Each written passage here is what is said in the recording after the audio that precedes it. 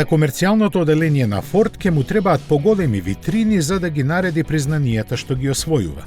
Покрај ланската титула камион на годината што ја освои влекачот F-Max, сега ќе се наредат уште две за ван и пикап на 2020 година.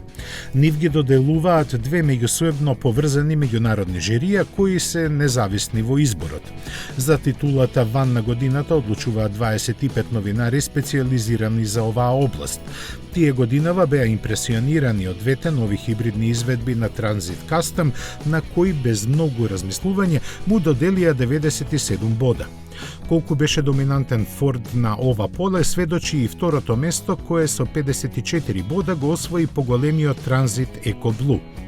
Во една таква конотација на останатите конкуренти, Volkswagen Transporter, Renault Master, Iveco Daily и Fiat Ducato, не им преостануваше ништо друго освен да бидат неми сведоци.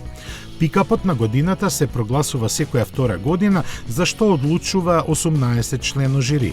Со освојувањето на оваа титула Ford Ranger само потврди зошто е најпродавен во својата категорија во Европа.